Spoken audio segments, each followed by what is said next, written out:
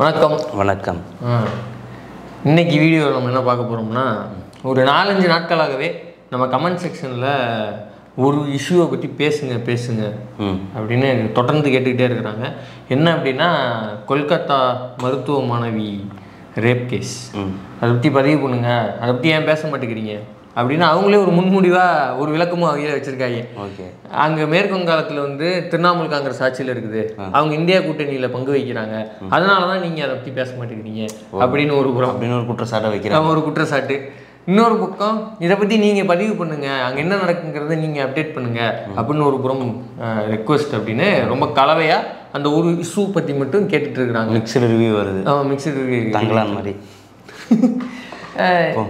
ஏன் நம்ம இவ்வளோ நாளாக அந்த இஷ்யூவை பற்றி பேசலை, அங்கே என்ன நடந்தது, இப்போ அங்கே என்ன நடந்துக்கிட்டு இருக்கு, இந்த மாதிரியான ரேப் கேஸுகளுக்கான காரணமாக அறிஞர்கள் ஆய்வாளர்கள் என்ன சொல்கிறாங்க, இந்தியாவில் இந்த மாதிரியான சூழல் நிலவுவதற்கான காரணம் என்ன அப்படிங்கிறத பற்றி தான் இந்த வீடியோவில் பார்க்க போகிறோம். பார்த்துருவோம்.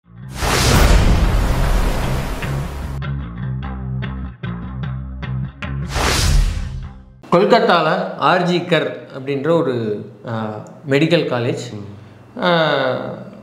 காலேஜ்னா ஹாஸ்பிட்டலோட சேர்ந்துருக்கு, ரெண்டும் சேர்ந்து மருத்துவக் கல்லூரி. அந்த மருத்துவக் கல்லூரியில் ஒரு 31 வயது மதிக்கத்தக்க ஒரு பிஜி மெடிக்கல் படிக்கிற ஒரு ஸ்டூடெண்ட், அவங்க ஆகஸ்ட் 9ஆம் தேதி அந்த கல்லூரியினுடைய செமினார் ஹாலில் இறந்து கிடக்குறாங்க. மர்மமான முறையில் அவங்களுடைய உடம்பை வந்து ரெக்கவர் பண்ணி அதுக்கு பின்னாடி அதுக்கப்புறமா சம்பவம் நடந்ததுக்கு பின்னாடி வீட்டுக்கு ஃபோன் பண்ணி இன்ஃபார்ம் பண்ணுறாங்க. முதல்ல வந்து அவங்களுக்கு உடம்பு சரியில்லை அப்படின்னு தகவல் சொன்னதா அந்த பிரின்சிபல் சொல்கிறாப்புல அப்படின்னு தகவல் இருக்குது.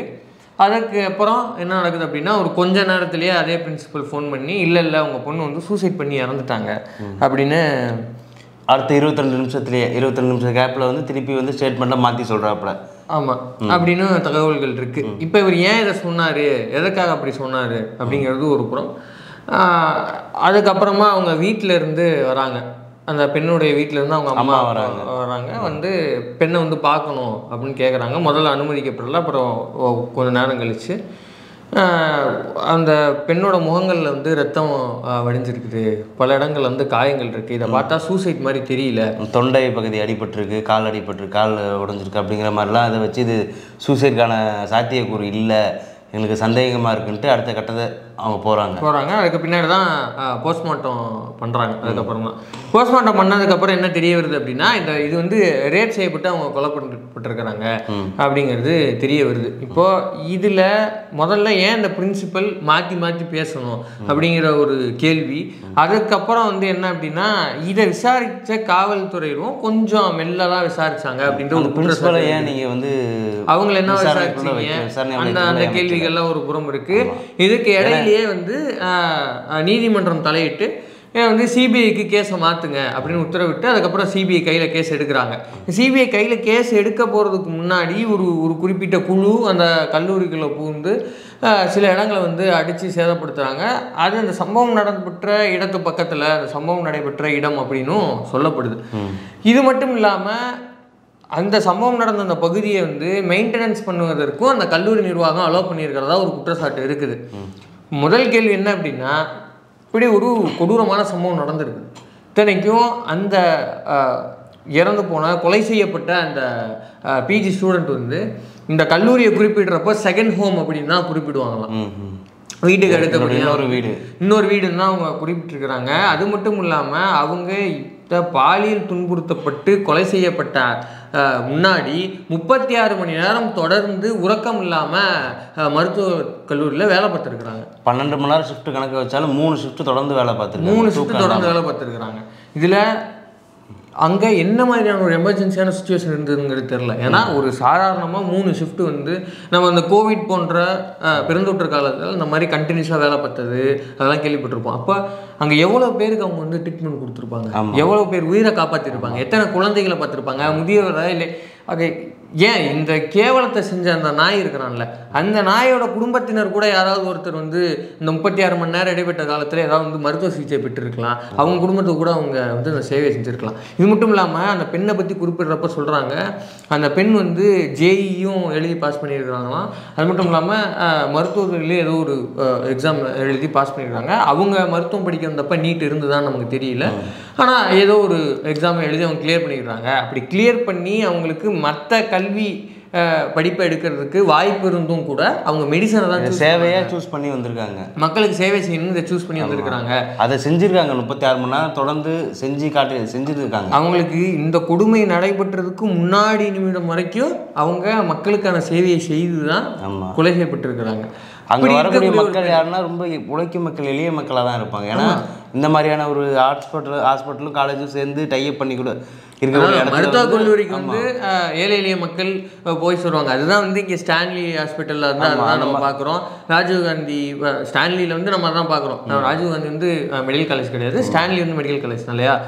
அங்கே சுற்றி வரவங்க எல்லாமே ஏழை எளிய மக்கள் தான். அப்போ அங்கேயும் வந்து அப்படி தான் ஒரு சூழல் தான் இருக்கும். அப்போ ஒரு ஏழை எளிய மக்களுக்காக ஒரு அர்ப்பணிப்பு உள்ளத்தோட ஒரு பெண்ணை வந்து இந்த சமூகம் வந்து இழந்திருக்குது. அந்த பெண்ணுக்கு வந்து ஒரு அநீதி இழைக்கப்பட்டிருக்குது, கொடூரம். ஆமாம். அப்படி இருக்கிற ஒரு ஒரு பெண்ணுக்கான நடைபெற்ற ஒரு விஷயத்தில் போலீஸ் ஏன் இப்படி மெத்தனமாக செயல்பட்டுது அப்படின்ற ஒரு கேள்வி. இப்படியான ஒரு பெண்ணோட உழைப்பை சுரண்டன அந்த நிர்வாகம் எதுக்காக வந்து ஒருவேளை வந்து குற்றச்சாட்டு வைக்கிற மாதிரி அவங்க வந்து ஆதாரத்தை தடயத்தை அளிப்பதற்காக இந்த விஷயத்தை செஞ்சுருக்கிறாங்களா? இதையெல்லாம் வந்து அங்கே இருக்கிற திரிணாமுல் காங்கிரஸ் அரசாங்கம் வந்து இதெல்லாம் கேள்வி எழுப்பணும்.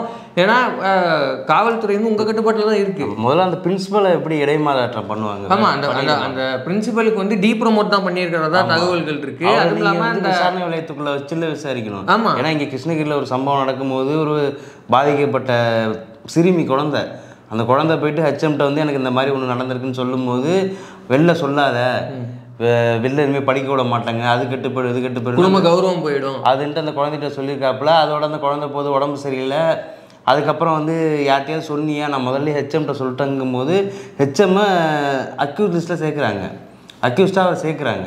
அப்படி இவங்களை சேர்த்துருக்கீங்களா அப்படிங்கிற ஒரு கேள்வி இருக்குது. அது மட்டும் இல்லாமல் அந்த மருத்துவக் கல்லூரியோட சூப்பரண்டன்ட்டை வேறு இடத்துக்கு டிரான்ஸ்ஃபர் பண்ணியிருக்கிறதா வந்து தகவல்கள் இருக்குது. அப்படி இருக்கிற பட்சத்தில் எதுக்கு வெறும் டிரான்ஸ்ஃபர் மட்டும் பண்ணுறீங்க? ஏன்னா அந்த நிர்வாகத்தில் அந்த பகுதியை அவர் வந்து மெயின்டெனன்ஸுக்காக அறிவிக்கிறாரு. அப்போ எதற்காக அவர் வந்து அந்த வேலையை செய்யணும்? முதல்ல மறைக்க பார்த்துருக்காப்புல, அவரோட விசாரணை சொல்லியிருக்காப்புல, அதுக்கப்புறம் வந்து சூசைட்னு சொல்லியிருக்காப்புல. அப்போ இவருக்கும் இந்த சம்பவத்துக்கும் என்ன தொடர்பு இருக்குது, இவரும் அதில் சம்மந்தப்பட்டிருக்காரா அப்படிங்கிற கோணத்துலேயும் அதை பார்க்கணும். இப்போது இதில் இன்னொன்று நம்ம கவனிக்க வேண்டிய விஷயம் என்ன அப்படின்னா, அந்த பெண் இருக்காங்க இல்லையா, அவங்க வந்து 36 மணி நேரம் தொடர்ந்து உறக்கம் இல்லாமல் வேலை பார்த்துட்டு டயர்டாகி அந்த செமினார் ஹாலில் தூங்கிட்டு இருந்திருக்காங்க. தூங்கிட்டு இருக்கும்போது தான் இந்த சஞ்சய் ராய் அப்படிங்கிற அந்த நாய் இந்த வந்து கேவலமான இந்த செயலை வந்து செஞ்சுருக்குது. இந்த சஞ்சய் ராய் யார் அப்படின்னா போலீஸ் சிவிக் வாலண்டியர் அப்படிங்கிறாங்க, அதாவது ஃப்ரெண்ட்ஸ் ஆஃப் போலீஸ் இருப்பாங்க இல்லையா, அந்த மாதிரி இருக்கிற ஒரு நபர் தான். இவங்க வந்து அடிக்கடி இந்த மருத்துவக் கல்லூரிக்கு வந்துட்டு போகக்கூடிய நபர்னு சொல்கிறாங்க. நம்ம காவல்துறையினர் வந்து நம்ம பார்த்துருப்போம், பல்வேறு மருத்துவமனைக்கு பல்வேறு கேஸ் விஷயமாக இருக்கட்டும், இந்த மாதிரி பல விஷயங்களுக்காக வந்து போவாங்க. அப்படி கூட வந்து உடம்பு சரியில்லைனா கூப்பிட்டு போவாங்க ஹாஸ்பிட்டலுக்கு. நம்ம இப்போ சவுக்கெல்லாம் வந்து கூப்பிட்டு போயிட்டு வருவாங்களா அப்படி அக்யூஸ்ட் தானே அவர்? ஆமாம், அக்யூஸ்ட் இல்லாமல் யார் அவனது தியாகியா, அதான் கை உடஞ்சின்னு கூப்பிட்டு போவாப்பிள்ளாங்களா, அந்த மாதிரி அக்யூஸ்டுகளை கூப்பிட்டு வந்துட்டு போயிட்டு அப்படி வந்து இவன் உடன் வந்திருக்கிற ஆளா என்னங்கிறது நமக்கு தெரியல. ஆனால் அடிக்கடி அந்த பகுதிக்கு போகிற ஆள் அப்படிங்கிறது பல்வேறு செய்தி நிறுவனங்களில் பதிவுபடுத்தப்பட்டிருக்கு. அப்படி போகிறப்போ வந்து அந்த சம்பவம் நடந்த அன்னைக்கு செமினாரில் அவங்க தூங்கிட்டு இருக்கிறத பார்த்துட்டு தான் இந்த நாய் இந்த வேலையை செஞ்சுருக்கலாம். இப்போது இவனை பாதுகாக்கிறதுக்காக இந்த வேலையை செஞ்சுங்களா, இல்லை வேறு யாராவது இந்த சம்பவத்தில் வந்து தொடர்பில் இருக்கிறாங்களா, அவங்கள பாதுகாக்கிறதுக்காக இந்த நிர்வாகம் இப்படி செஞ்சுதா அப்படிங்கிறதுலாம் திரிணாமுல் காங்கிரஸ் அரசு வந்து பாரபட்சம் இல்லாமல் அதை வந்து என்னங்கிறத பார்க்கணும். அப்படி ஏதாவது தகவல் வருது அப்படின்னா அதற்கான சட்ட ரீதியான தண்டனைகளை அது வந்து சிபிஐ கைவசம் இப்போ கேஸ் போயிடுச்சு, அவங்க பார்த்துக்குவாங்க. ஆனால் துறை ரீதியான தண்டனையை வந்து திரிணாமுல் காங்கிரஸ் அரசாங்கம் கொடுக்கணும். ஏன்னா அவங்ககிட்ட தான் வந்து இப்போ மருத்துவத்துறை அவங்க கட்டுப்பாட்டுக்குள்ள தான் வருது. இது வந்து ஒரு ஸ்டேட் ரன் பண்ணுற மெடிக்கல் காலேஜ் தான் நினைக்கிறேன். அப்படி இருக்கிறப்போ துறை ரீதியான தண்டனையை திரிணாமுல் காங்கிரஸ் அரசாங்கம் உறுதிப்படுத்தணும். அதை வந்து நம்ம முன்வைக்கிறோம். சரி, இப்போ இவ்வளோ கொடுமையான விஷயம் நடந்திருக்கு, இவ்வளோ கொடூரம் நடந்திருக்கு, இதை பற்றி ஏன் நீங்கள் இவ்வளோ நாளாக பேசலை அப்படின்னா, இந்த சம்பவம் குறித்து ஒரு தெளிவான பார்வையோ தெளிவான தகவல்களோ இப்போ வரைக்கும் நமக்கு கிடைக்கப்படலை.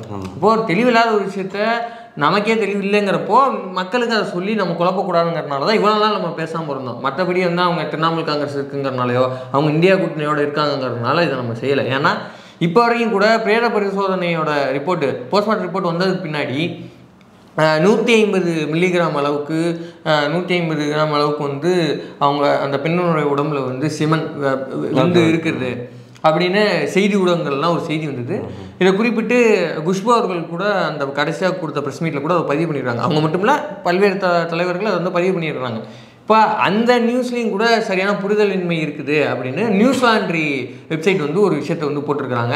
அந்த போஸ்ட்மார்ட்டம் ரிப்போர்ட்டை தீர படிச்சுட்டு அதில் என்னென்ன விஷயங்கள் குறிப்பிட்டிருக்கிறாங்க, செய்தி ஊடகங்களில் இப்படியான ஒரு செய்தி வருது, 150 கிராம் வரைக்கும் செமன் வந்து அந்த பொண்ணோட உடம்புலேருந்து எடுக்கப்பட்டிருக்க ஒரு செய்தி வருது, அது உண்மைதானா அப்படிங்கிறத நாங்கள் தெளிவாக வந்து ஆராய்ஞ்சு போட்டிருக்கோம் அப்படின்னு ஒரு ஆர்டிக்கல் அவங்க பப்ளிஷ் பண்ணியிருக்காங்க. அதில் அவங்க என்ன சொல்கிறாங்க அப்படின்னா, போஸ்ட்மார்ட்டம் செய்யும் பொழுது வெவ்வேறு உடல் உறுப்புகள் என்னென்ன இடையில இருக்குது, என்னென்ன வெயிட்டில் இருக்குது அப்படிங்கிறத குறிப்பெடுப்பாங்க. அப்படி எடுத்தப்போ ஒரு உறுப்பினுடைய வெயிட்டை தான் அவங்க வந்து குறிப்பெடுத்திருக்கிறாங்க. மற்றபடி செமனோட வெயிட் இல்லை அப்படிங்கிற மாதிரி. அதாவது 150 கிராம் அளவுக்கு விந்து இல்லை, அது வேறு உறுப்பினுடைய பிறப்புனுடைய எடையோ இல்லை ஏதோ ஒரு உறுப்பினோட எடையோ தான் அது அப்படிங்கிறத அவங்க குறிப்பிட்டு அவங்க வந்து அதை பதிவு பண்ணிடுறாங்க. உடல்புற ஆய்வுங்கும் போது எல்லா பகுதியும் எடுத்து டெஸ்ட் பண்ணுவாங்க. ஆமாம், என்ன அளவில் டேமேஜ் ஆகிருக்கு, எதனால் நடந்திருக்கு, அது என்ன இடையில இருக்குது அப்படிங்கிறத பார்ப்பாங்க. ஸோ இப்படி இப்போ வரைக்கும் அந்த செய்திகளில் இவ்வளோ மாறுபாடுகள் இருக்குது. அப்படிங்கிறப்போ நம்ம எதையும் நம்ம தவறான ஒரு இன்டர்பிரிட்டேஷன் பண்ணிடக்கூடாது அப்படிங்கிறனால தான் இவ்வளோ நாள் நம்ம பற்றி பேசாமல் இருந்தது. இப்போ இதையொட்டி வந்து நமக்கு எழுதுகிற கேள்விகள் இருக்குல்ல, இப்போ திரிணாமுல் காங்கிரஸ் அரசு வந்து என்னென்ன செஞ்சுது, ஏன்னா அது மெத்தனமாக செயல்பட்டு இருக்குது, கொஞ்சம் பொறுமையாக செயல்பட்டு இருக்கிறது தான் கேஸ் வந்து சிபிஐட்ட கொடுத்துருக்குறாங்க. ஆனால் அதுக்கு பின்னாடி வந்து நம்ம ஏற்கனவே பதிவு பண்ண மாதிரி அவங்களும் வந்து நீதி வேண்டும் சரியான முறையில் விசாரிக்கணும் அப்படின்னு அவங்களும் ரேலி போகிறாங்க. அப்படி சிபிஐ விசாரித்து இன்னென்ன நபர்கள் வந்து குற்றம் சாட்டப்பட்டிருக்காங்க, இவங்களுக்கு வந்து குற்றத்தில் வந்து பங்கு இருக்குது அப்படின்னு வர்றப்போ பாரபட்சம் இல்லாமல், அரசியல் கட்சியின் பாரபட்சம் இல்லாமல், எந்த சார்பும் இல்லாமல் அவங்களுக்கு துறை ரீதியாக என்னென்ன தண்டனை கிடைக்கப்படணுமோ அதை திரிணாமுல் காங்கிரஸ் அரசு உறுதி பண்ணணும் அப்படிங்கிறதையும் நம்ம பதிவு பண்ணிக்கிறோம்.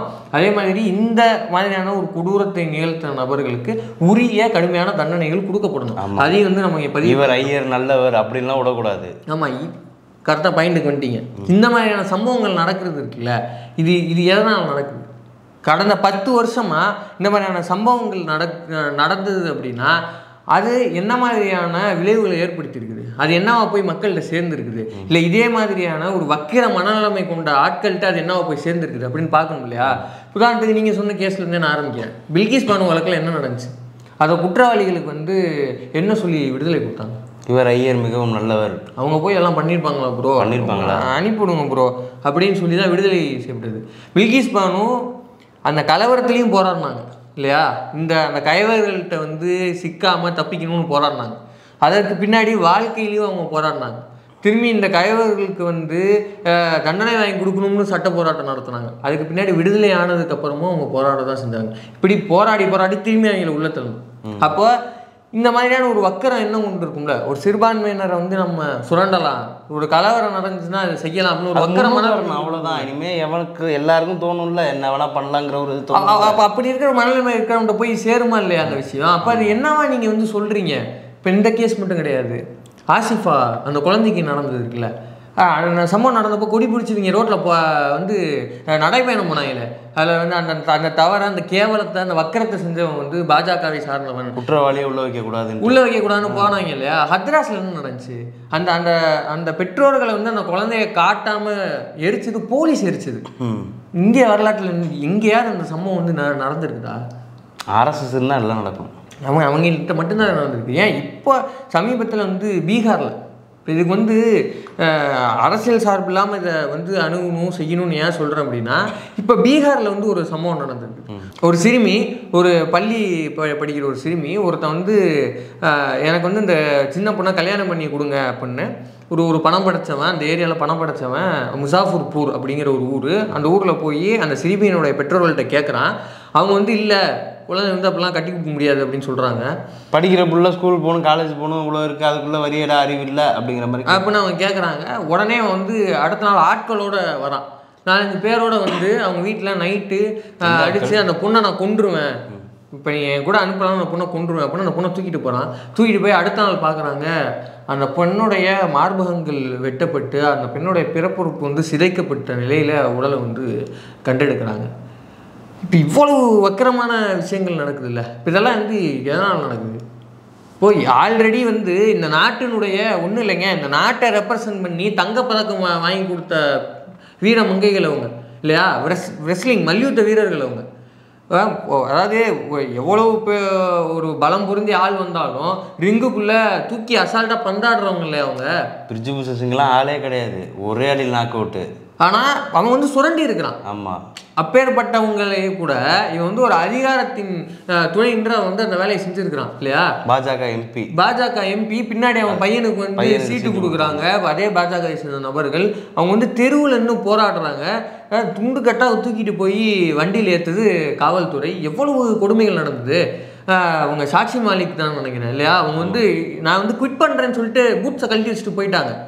ஏன் இப்போ வந்து வினேஷ் போகத்துக்கு என்ன நடந்துச்சு, அது வந்து உண்மையிலுமே வந்து யார் அந்த விஷயத்துக்கு காரணம், அந்த ப்ரொஃபஷனல்ஸ் வந்து உண்மையிலுமே அவங்க கவனமாக அவங்கள பார்த்துக்கிட்டாங்களா இல்லையாங்கிறது தெரியவே இல்லை இல்லையா. ஏஷியன் கேம்ஸ் அப்போ வந்து வினேஷ் போகத் என்ன சொன்னாங்க, எனக்கு வந்து கூட அனுப்புகிற ப்ரொஃபஷனல்ஸையோ கோச் மேலே எனக்கு நம்பிக்கை இல்லை, அது வந்து பிரிஜ்பூஷனுடைய ஆட்களாக இருக்கிறாங்க, அவங்க என்ன வேணால் செய்வாங்க, நான் மெடல் வாங்காமல் என்னை எந்த எக்ஸ்ட்ரீமுக்கு தடுக்க முடியுமோ அவங்க தடுக்க முடியும். பயந்துருக்காங்க, பாஜக காரங்களா இருக்காங்கன்னு பார்த்து பயந்துருக்காங்க இல்லையா. அப்போது ஒலிம்பிக்ஸில் இவங்களுடைய வேலையாக தான் இது இருக்கக்கூடாதுன்னு நம்ம ஏன் சந்தேகிக்கக்கூடாது? சந்தேகம்லாம் கன்ஃபார்ம் அவனுக்கு வேலை தான் இல்லையா. அப்போ அவங்களும் கிட் பண்ணிட்டாங்க.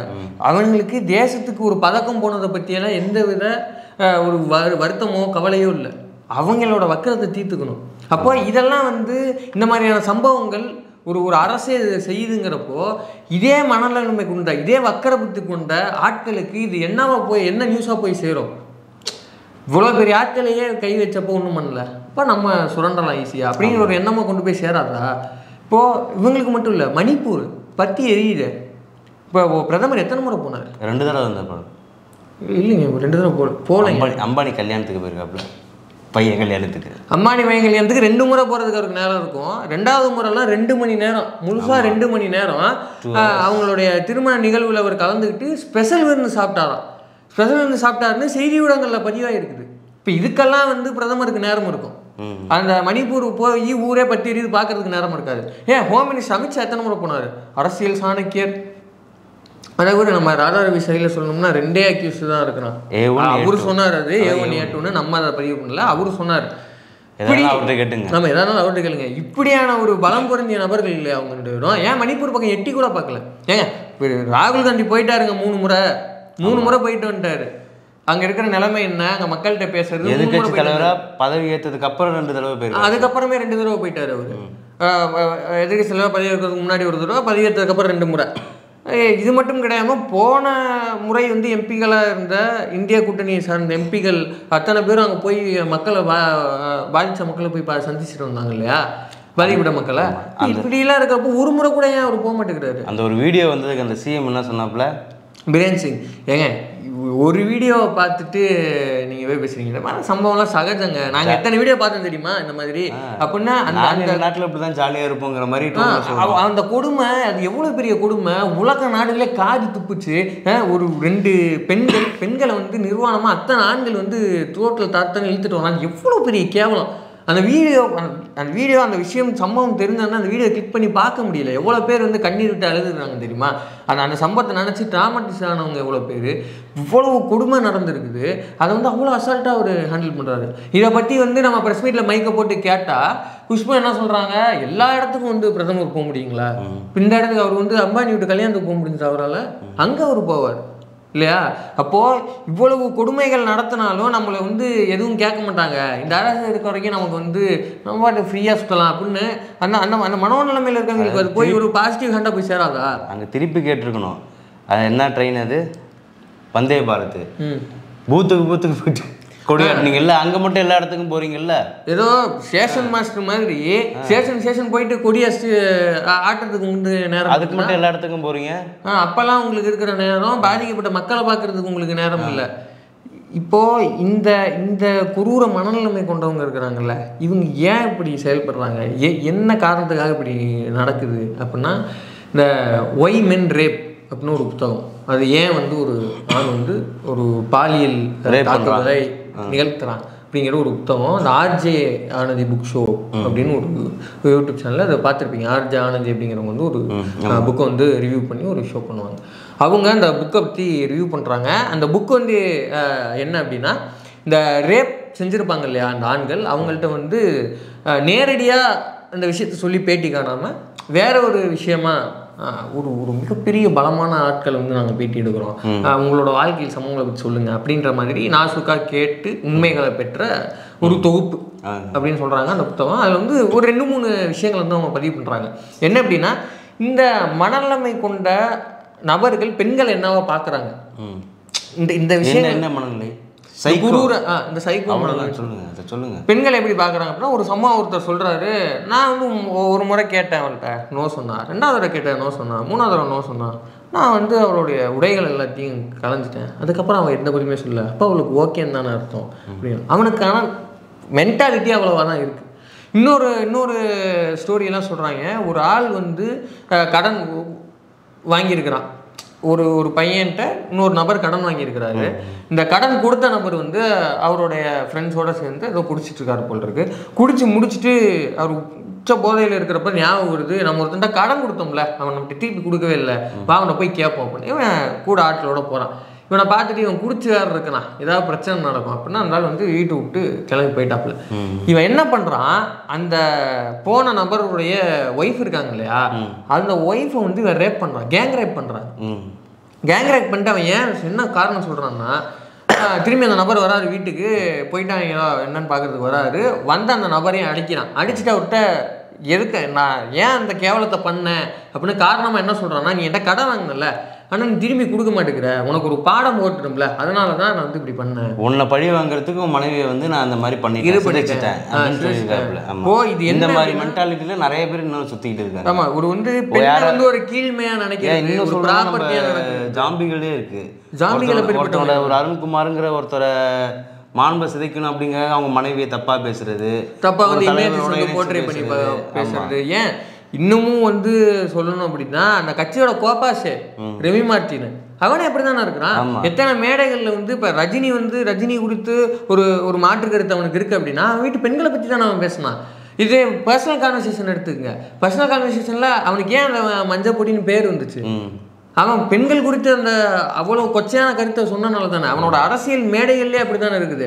அவன் தலைவர் என்னங்க சொல்கிறாரு, அந்த கட்சியோட தலைவர், நீ நான் ஆத்தாப்பனை பற்றி பேசுகிறேன்ல, நீ திரும்பி ஆத்தாப்பனை பற்றி பேசிக்கோ, அவ்வளோதான் ஃப்ரெண்ட்ஸ், அவ்வளோதான் சிம்ரன்ஸ். இதை நாங்கள் ஒரு என்ஜாய்மெண்ட்டாக எடுத்துக்கங்க அப்படின்னு ஒரு அரசியல் ரீதியாக ஒரு அநாகரிகமாக இது பண்ணி அவன் கட்சியில் இருக்க ஆட்கள்கிட்டே அதை தான் வந்து கடத்துறாங்க, அதை தான் கற்றுக் கொடுக்குறாங்க. அப்போது ஒரு பெண்ணை வந்து நீ வந்து பொருளாக நீ இது பண்ணலாம், அவள் வந்து உன்னை விட ஒரு கீழ்மையான ஒரு ஆள் தான் அப்படின்ற ஒரு விஷயம் இருக்குது தெரியுமா. இதுதான் வந்து இந்த ரேப் மாதிரியான விஷயங்களுக்கான ஆரம்ப புள்ளி அப்படிங்கிறாங்க. ஒரு ஸ்டார்டிங் ஆணாதிக்க மனநிலை தான் அந்த அந்த அது வந்து ஏதோ ஒரு ஜென்மம், அதை நீ வந்து யூஸ் பண்ணிக்கலாம். வந்து உன்னுடைய கௌரவம், உன்னுடைய மானம் எல்லாமே அந்த பெண்ணுக்கிட்டே அந்த பெண்ணோட பிறப்புறுப்புலையும் தான் இருக்குது. அதனால வந்து அந்த அளவில் தான் அதுக்கான மரியாதை, அதுக்கான மதிப்பு எல்லாமே. அதை தாண்டி இது எதோட விளைவுனா ஒரு பொண்ணு கிடையாது, பெண்ணு போக பொருளாக பார்க்குறது. ஆமாம், நம்ம நினச்சிட்டு இருக்கோம் அவனுக்கு வந்து செமினார்கள் கிடைச்சிது. ஆனால் நம்ம இன்றைக்கி ஒவ்வொரு நாளும் வந்து பல பேரை பார்ப்போம். ஒரு வந்து அவங்களுக்கு கம்ஃபர்டபுளான ட்ரெஸ்ஸை ஒரு பொண்ணு போட்டுட்டு போகிறாங்களோ அவங்கள நம்ம என்னவா விமர்சிப்போம்.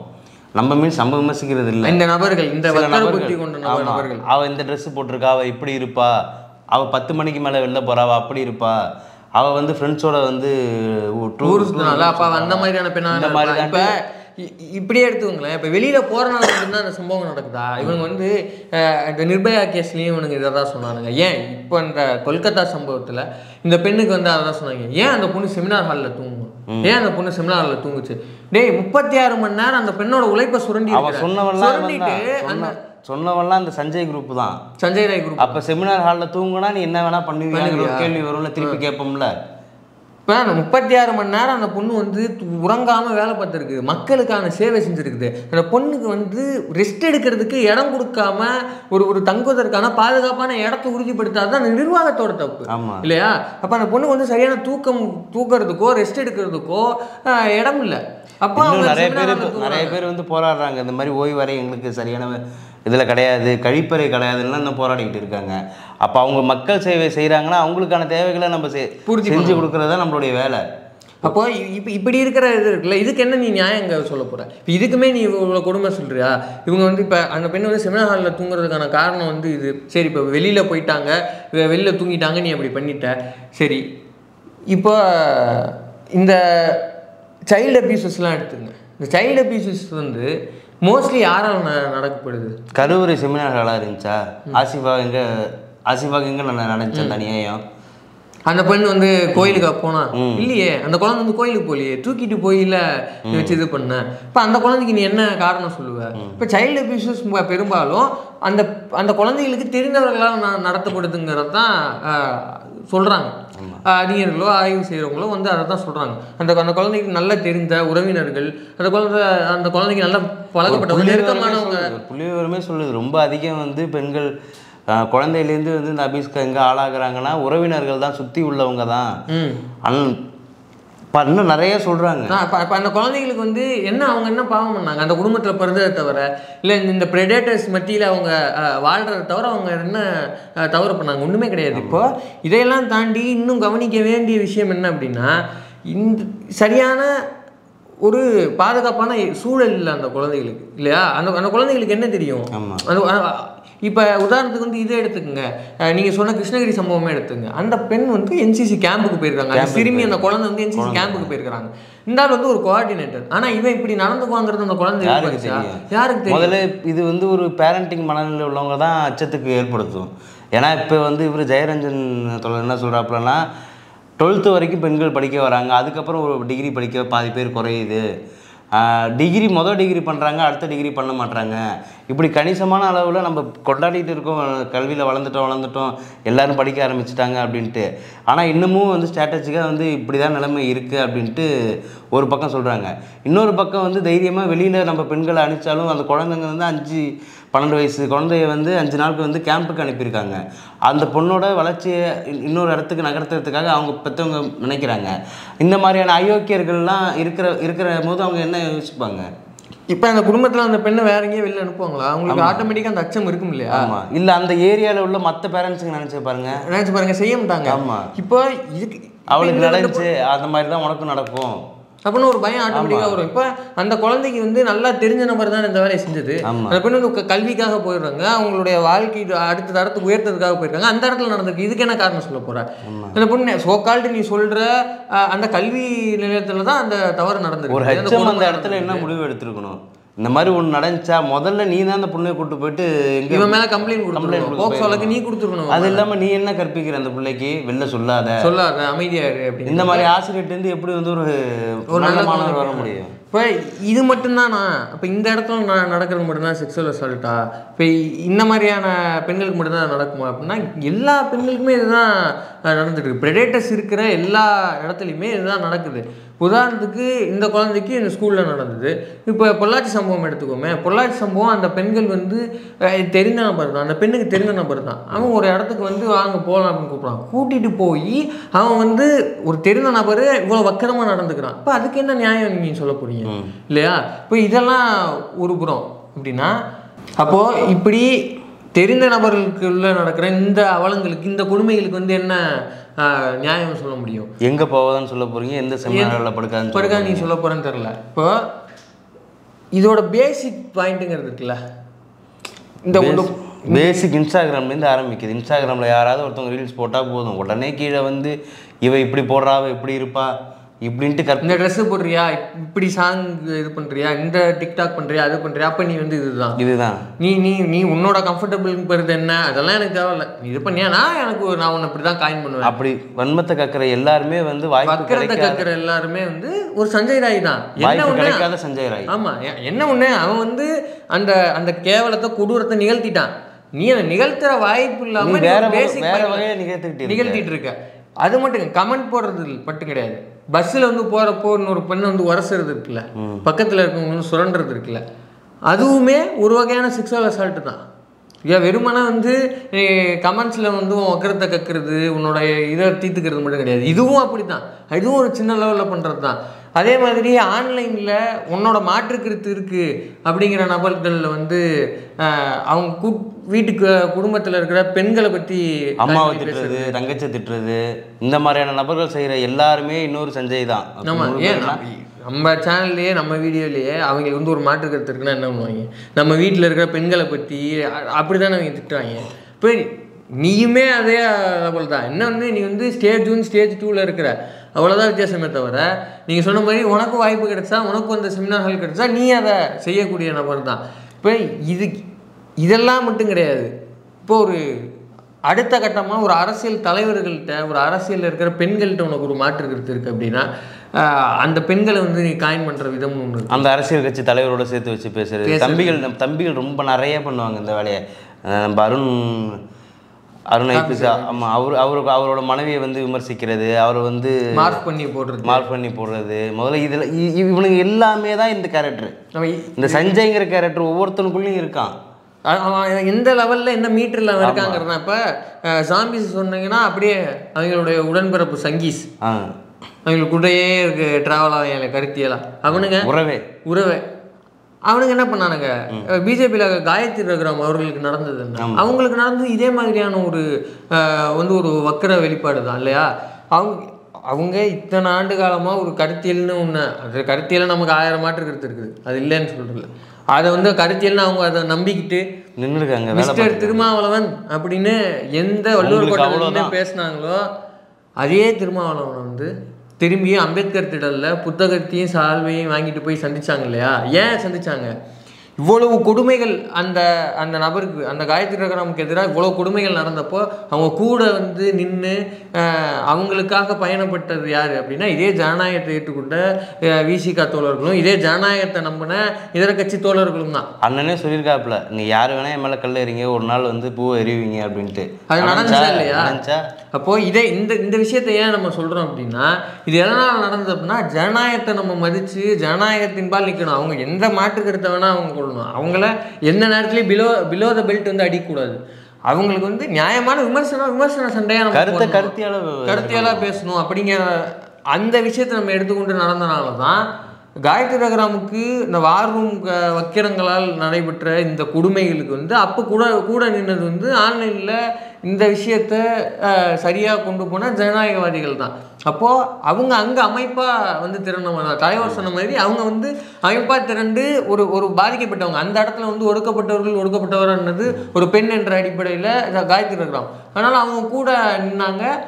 அப்படி நின்று அவங்களுக்கு வந்து ஒரு நீதி கிடைத்தனால தான் அவங்க வந்து சரியான பாதை எது அப்படின்னு தெரிஞ்சுக்கிட்டு தலைவர்களை மதித்து அம்பேத்கர் திடலுக்கு மரியாதை நிமித்தமாக அவங்கள போய் சந்தித்து, நான் வந்து இவ்வளோ காலம் உங்களை தப்பாக புரிஞ்சுக்கிட்டேன், இது பண்ணிருக்கேன். அதுக்கு பின்னாடி அவங்க அதிமுகவுக்கு போனாங்கிறது வேற கதை.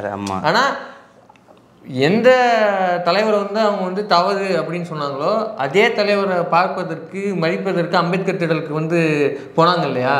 அப்போது அமைப்பாக வந்து திரண்டு அவங்களுக்கு அரணா நின்னதோ அதுதான் அது காரணம். இப்போ இதே விஷயத்தை தான் நம்ம வந்து இதில் சொல்கிறோம். கட்சி சார்பு இல்லாமல் இந்த சம்பவத்தில் யாரெல்லாம் வந்து இந்த கொடுமையை வந்து அந்த பெண்ணுக்கு எதிராக நிகழ்த்தி இருக்கிறாங்களோ அவங்கள கட்சி சார்பு இல்லாமல் திரிணாமுல் காங்கிரஸ் அரசு தண்டிக்கணும்.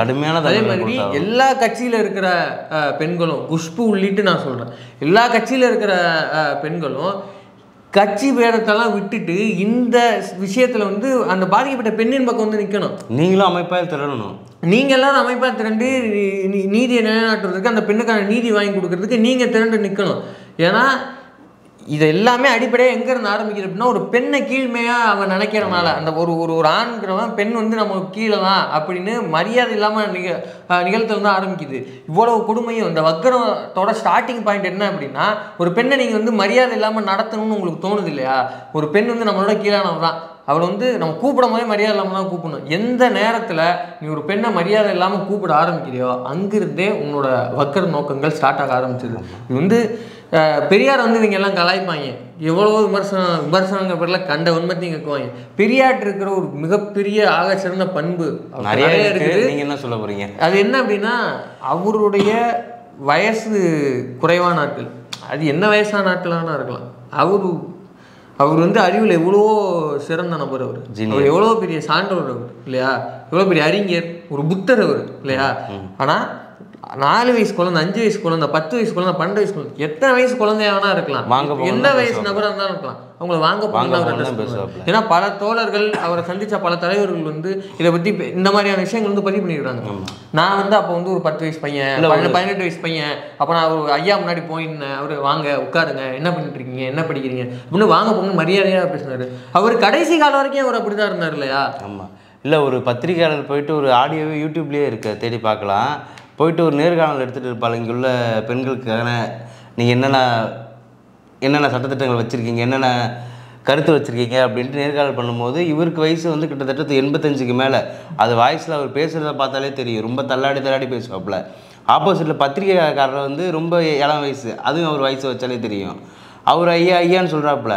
அந்த பத்திரிகைக்காரர்கிட்ட கூட நம்ம சீமான் மாதிரி ஏய் கரிகாலா ஏய் அப்படிலாம் பேசலாம், உனக்கு ஏதோ பிரச்சனைடா வாடா போடா அப்படிங்கிறது, ஏய் ஓய் அப்படிங்கிறது, ஏய்னு கூப்பிடாதீங்க அப்படின்னா அப்போ ஓய்னு கூப்பிடவா அப்படின்னு வித்தியாசமாக காமெடி பண்ணுறது, இதை மாதிரிலாம் பண்ணாமல், அந்த மாதிரிலாம் கீழ்த்தரமாக அநாகரிகமாக அயோக்கியத்தனமாக பண்ணாமல், தன்னோட வயசு கம்மியாக இருந்தாலும் அந்த பத்திரிக்கையாளர்லாம் வாங்க போங்க வாங்க சொல்லுங்கள் நீங்கன்ட்டு அந்த வீடியோ அந்த ஆடியோ ஃபுல்லாக அப்படி பேசியிருப்பாப்புல. அவ்வளோ மரியாதை. நமக்கு அது கேட்கும்போது அவ்வளோ பூரிப்பாக இருக்கும். ஏன் நீ எவ்வளோ பெரிய ஜீனியர், எவ்வளோ பெரிய வயசு, ஜீனியர்லாம் தாண்டி உன்னோட வயசு என்ன, நீ யார்கிட்ட பேசுகிற, அவங்களுக்கு அவ்வளோ மரியாதை கொடுத்து பார்க்குற ஒரு இடம் இருக்குல்ல, அந்த பண்பு எல்லாருக்கும் முதல்ல வரணும். அப்போ அதை தான் நம்ம அவர்கிட்ட கற்றுக்க வேண்டிய விஷயம், அதை தான் நம்ம எடுத்துக்க வேண்டிய விஷயம். இதே அதாவது நீங்கள் சொன்ன மாதிரி இந்த மாதிரி வக்கரணும் கொண்ட சஞ்சய் ராய் எல்லாத்துக்குள்ளேயும் இருக்கிறான். அவன் வந்து ஒரு லெவல்லே இருப்பான். அப்போது பெண் என்பவள் நம்மளை மாதிரி ஒரு அருண் ஐபிஎஸ் கீழே ட்விட் போடுறவங்க எல்லாம் அருண் சஞ்சய் ராய், இது சஞ்சய் ராய் தான், சஞ்சய் ராய் தான். அப்போது இதை எல்லாத்தையும் பேசிக்கான விஷயம், பெண் என்பவள் உன்ன மாதிரியே ஒரு சக மனித பிறவி தான். அப்பா நீ எப்படி மதிக்கப்படணும்னு நீ நினைக்கிறியோ அதே மாதிரியான மதிப்பை கொடுக்கணும். இந்த விஷயத்தில் கட்சி சார்பு இல்லாமல் எல்லா தலைவர்களும் பெண் என்ற முறையில் நீங்கள் திறந்து உரிய நீதிய நியாயத்தை வந்து அந்த பெண்களுக்கு, பெண் குடும்பத்துக்கு நீங்கள் வாங்கி தரணும். இனியொரு முறை இந்த மாதிரியான ஒரு குடும்பம் நிகழாமல் பார்த்துக்கணும். இந்த விஷயத்தில் வேறு என்னென்ன அப்டேட் இருக்குங்கிறத தொடர்ந்து பார்ப்போம்.